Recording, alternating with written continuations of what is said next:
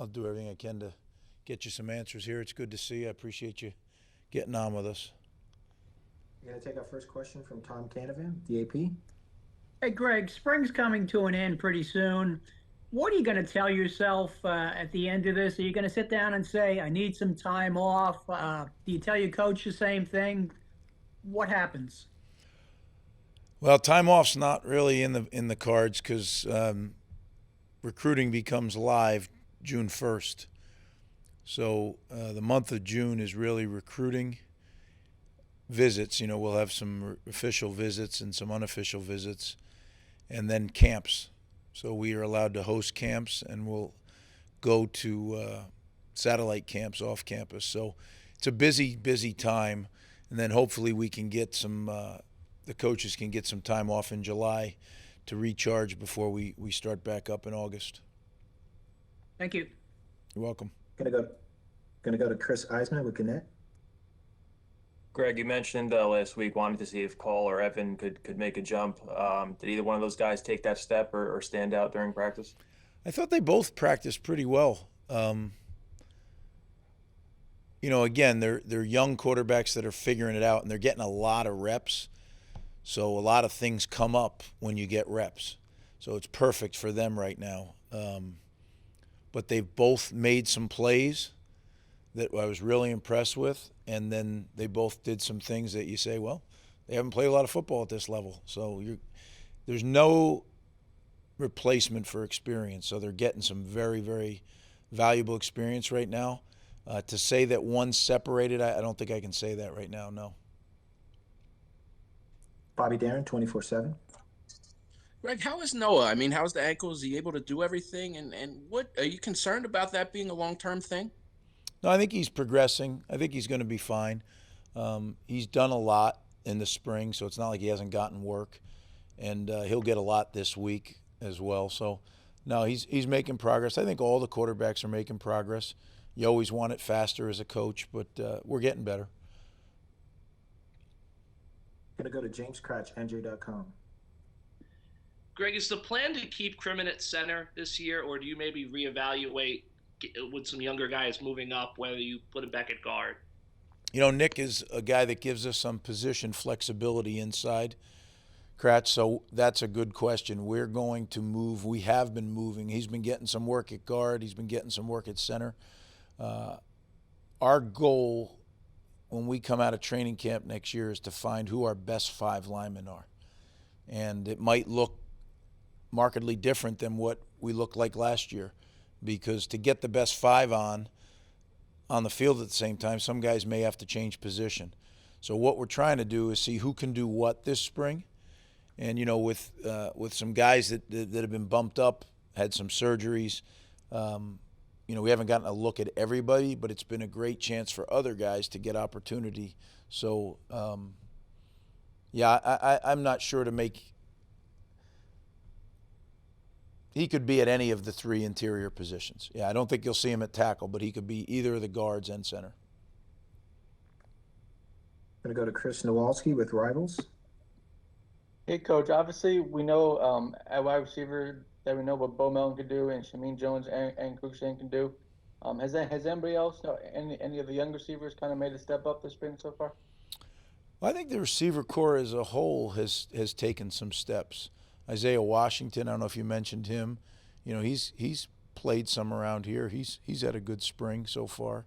No, I think as a group, the young kids are figuring it out. To learn all the, we do a full install in the spring. So for a freshman receiver to really learn everything now is a big, big bite. They really got to work hard to understand it all and to get lined up and then to be able to play at a high rate of speed. What I see now is I think we're going into practice 10 now. They're starting to get it. They're starting to play faster, because when you think, it really slows you down. And they're starting to pick up speed. So I can see now that means they're more comfortable with what we're doing. And, I think we'll have some depth at the receiver position. I didn't like the fact that we predominantly only played 3 receivers. I'd like to play more than that. We have more more receivers that are worthy to play, I think, coming up this year, so we'll play more. Aaron Brightman on the banks. Coach, you touched on special teams a little bit last week. I was curious how the approach is with the kicking, the two kickers. Is it more of a competition versus development right now in spring, and versus the place kicking, but also kickoffs? Well, it's always competition, but Valentino is the number one kicker. He's proven that through the season. He's continued to prove it during the spring. Fava is improving, though, which is good. We need him to. We have not worked a bunch on kickoffs. It's been mostly PAT field goal work for them. They've worked a little bit. We haven't installed kickoff yet. That'll either be this week or the following week. That's the one special team unit that we don't work on a ton in spring. We do some individual work for it, but not a lot of teamwork. We'll take a few more questions. Going to go to Anthony Fusilli, Rutgers Radio Network. How you doing? Hey, Fuch.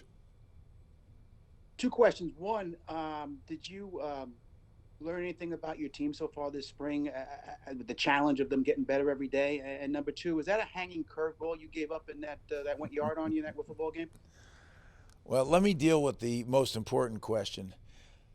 We had 3 teams, and it was a one-hit playoff to find out who won the spring wiffle ball tournament. Fuch, I did not bring any of my stuff, all right? That was truly BP at its finest. I wanted to have somebody win so we could declare a winner, because I played a lot of, I didn't go to much class, but I did play a lot of wiffle ball in college in the springtime. And as you know, how you cover those holes, it dictates everything. So now, what was your serious question? Oh, did I learn anything about my team? Yeah, we're learning as we go. Our guys, I am very pleased with how hard they're working. At times we make mistakes that are repeated mistakes. That frustrates me. But you also got to remember, these are kids that are involved in final exams, right? They're at the end of the semester. They're handing in papers. They're working hard to stay up, and then they're actually doing spring football at the same time. So I think you got to give them a little grace on that. It's going to become unusual here pretty quickly when they end final exams on Wednesday. Now school's out and they're still practicing football. So to me, that's commendable, right? That's not when you're supposed to do spring football. We are doing it because of the outbreak we had of Corona, and I feel bad that we're cutting into their break. But again, this is a valuable time, and we missed it year one. We definitely have to have it year two. So, but our guys are great. They want to win, they want to get better, and they're willing to make that sacrifice. So I'm proud of the way they're working. They're doing a heck of a job. We're going to take 2 more questions. We're going to go Richie Schneiderite with Rivals. Hey, Greg. So one of the biggest surprises last year for the depth chart was probably Holland Pierce being the backup left tackle. Recently, we saw a photo of him working out at right tackle. How's he progressing as a player? He's an interesting guy, Rich. He, we're blessed to have him in the program. I mean, a lot of people are now taking credit for him, but he kind of got dropped on our doorstep. And he was quite a bit heavier. He did an incredible job working on his body. He lost something like 50 pounds through the nutritionist and Coach Butler and his people and Dr. Pat and his people. They worked very hard and got his weight down. And he's a very big man who is very athletic. He's young, he's inexperienced, but we're trying to get him experience as fast as we can because he's got a great deal of potential. And really a great guy to have on our team, a very pleasant guy, and goes really hard. He's got a bright future.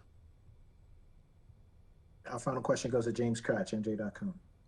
Hey, Greg, last year at games when you were watching warm-ups, Jameer Wright Collins passed the eye test with flying colors. What have you kind of seen from him, and do you think there's a kind of a space in the offense for a more physical back like him?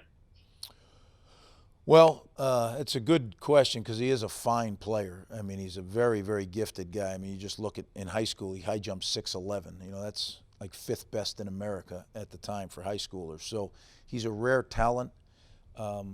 He has to develop as a running back, and we're working hard on that. And some of the things that he was, could get away with in high school, he can't get away with in the Big Ten. but he definitely is a player that we're excited about. And, you know, he did some things for us on special teams, if you remember. He was on the right tackle on our kickoff return and did some things on our kickoff team, made some big plays. So he's a talented guy. I'm really pleased with our running back depth overall, and he fits right in there with a bunch of guys that are working hard. But to say more physical, like, I don't know if there's a more physical back in the league than Isaiah Pacheco. I mean, that guy runs hard. So, yeah, it's nice to have two. We got kind of a nice mix. We have two big backs, and then we have two guys that are, you know, a little more elusive and really good in the pass game and all those things. So I like our backfield where we are right now, and we're going to be adding some people too. So it's an exciting time in that room. Coach Hoffman is doing a really good job with those guys. Well, look, I appreciate you. Like I said, I appreciate you getting on, and we're winding this thing here. This week will be a huge week for us. You know, we go Tuesday, Thursday, Saturday is the plan, and then we roll into the spring game the following week. So, again, really, really excited about what our guys are doing, and really, really excited about our men's and women's lacrosse program. I want to congratulate them and wish them the best of luck going into the NCAA tournament. It's fun, you know. They play in the stadium, and we've got a chance to peek out there a little bit at them, and I'm excited for both their coaching staff and their players. They've had a great seasons, and now it's time to go into the tournament. So, best of luck to them. Thanks, guys.